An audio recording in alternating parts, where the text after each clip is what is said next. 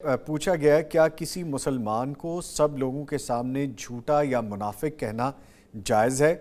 جسے کہا جائے وہ کیا طرز عمل اپنائے؟ کیونکہ کہنے والا جب سامنے آتا ہے تو بہت تکلیف ہوتی ہے، غصہ اور جذبات بھی کنٹرول سے باہر ہو جاتے ہیں۔ ابھی ہم بات کر رہے ہیں اللہ کے رسول صلی اللہ علیہ وسلم اور صحابہ کرام کی خوبصورت دعا کا، اضحک اللہ سنہ، کہ اللہ آپ کو ہنستا مسکراتا رہے۔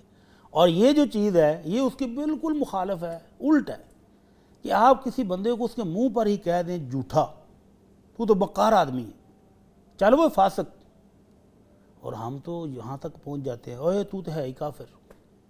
منافق کہتے ہوئے ڈرتے نہیں۔ کلمات بہت خطرناک ہیں۔ منافق جو ہے وہ کافر سے بدتر ہے۔ اللہ رب العزت فرماتے ہیں ان المنافقین فی الدرک الاسفل من النار، جہنم کے 7 سٹیجز ہیں اور منافق سب سے نچلے ہوئے ہوں گے، تو یہ کافر سے بھی بدتر ہے۔ تو کسی بھی مسلمان کو ایسے ہی کہہ دینا منافق، کافر، کذاب، تو یہ بہت بڑا جرم ہے۔ اللہ رب العزت نے سورہ حجرات میں ہمیں آداب سکھائے ہیں۔ جی، کوئی قوم دوسری کو مذاق نہ اڑائے۔ ہو سکتا ہے وہ مذاق اڑانے والے جو ہیں وہ کمتر ہوں اور جن کا مذاق اڑایا جا رہا ہے وہ اللہ کے ہاں اونچے مقام والے ہوں۔ عورتیں بھی ایک دوسرے کے ساتھ ایسا نہ کریں۔ تو مزید کہا وَلَا تَنَابَذُوا بِالْأَلْقَابِ، ایک دوسرے کو برے لقب نہ دو، برے نام سے نہ پکارو۔ تو برے نام کیا ہیں؟ یہی کسی کو کافر کہہ دینا، کسی کو فاسق کہہ دینا، کسی کو منافق کہہ دینا، تو یہ شریعت میں منع ہے۔ اللہ تعالیٰ کہتے ہیں وَقُولُوا لِلنَّاسِ حُسْنًا، لوگوں کے ساتھ بات کرتے ہوئے اچھی بات کرو، پیاری بات کرو۔ تو یہ اچھی بات، پیاری بات جو ہے، اس سے آپ تہجد گزار اور رات کو تہجد اور صبح کو روزے رکھنے والوں کو درجہ پا سکتے ہیں۔ آپ کے الفاظ ہی صرف میٹھے ہونے ہیں، چہرے پر مسکراہٹ سے جانی ہے، تو اللہ کے نبی صلی اللہ علیہ وسلم فرماتے ہیں اس اچھے اخلاق، اچھے برتاؤ کے ذریعے ایک بندہ تہجد گزار اور روزے رکھنے والوں کے درجے کو پہنچ جاتا ہے۔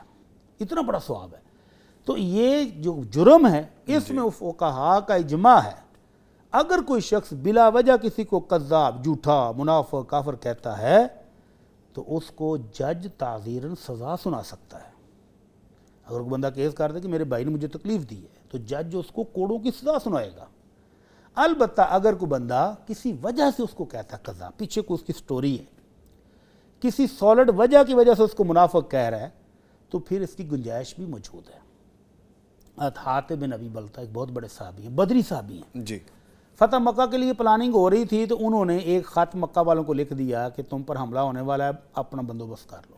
اب یہ جنگی پلان جو ہے فاش ہو گیا۔ اللہ کے نبی کو وحی کے ذریعے پتہ چلا، آپ نے حضرت علی اور زبیر رضی اللہ عنہما کو بھیجا کہ فلاں جگہ پر ایک عورت اپنے بالوں میں چھپا کے خط لے کے جا رہی ہے، وہ لے آؤ۔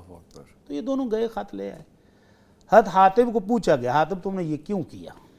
تو حضرت عمر جیسے آپ کو پتہ نا جشیلے تھے، کہنے لگے اللہ کے رسول دعنی اضرب عنق ھذا المنافق، اللہ کے رسول یہ تو ہے ہی منافق، اس کی گردن میں اتارتا ہوں۔ آپ نے فرمایا عمر ٹھہرو، یہ جنگ بدر میں شریک ہونے والا صحابی ہے، اور جنگ بدر والوں کی شان یہ ہے کہ اللہ نے عرش سے نیچے جھانک کر دیکھا اور بدریوں کو کہا اعملوا ما شئتم، جو چاہو کرو، میں نے تمہیں معاف کر دیا۔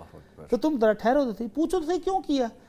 تو حضرت حاتب نے اپنا عذر پیش کیا کہ اللہ کے نبی جتنے بھی قریشی مہاجر آئے ہیں نا، ان کے مکہ میں رشتہ دار موجود ہیں، جنگ کے موقع پر جائیں گے تو وہ ان کے بیوی بچوں کا خیال کریں گے، میرا وہاں کوئی بھی نہیں۔ تو میں نے کہا جیت تو ہم نے جانا ہی ہے، اب فتح مکہ والے بچ نہیں سکتے، مکہ والوں کے بعد کوئی بچنے کی گنجائش نہیں، تو چلو میری تھوڑی سی ہمدردی ہو جائے گی تو میرے بیوی بچے وہاں ہیں کہ تھوڑی سی وہ میرے بچوں کا خیال کر لیں گے جنگ کے دوران۔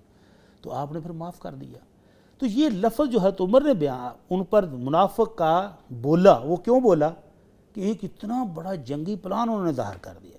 تو اگر اسی طرح کی کچھ سالڈ وجہ موجود ہو اور کوئی شخص کسی کو منافق کہہ دے یا جھوٹا کہہ دے تو کوئی حرج نہیں، کہہ سکتا ہے، لیکن اگر یہ سخت لفظ نہ استعمال کرے تو وہ زیادہ بہتر ہے۔ ٹھیک ہے۔ اور اگر بلا وجہ کسی کو ایسے ہی مذاق میں تنگ کرنے کے لیے، کسی کو حقیر جاننے کے لیے، تو یہ تو قطعاً جائز نہیں، غلط ہے۔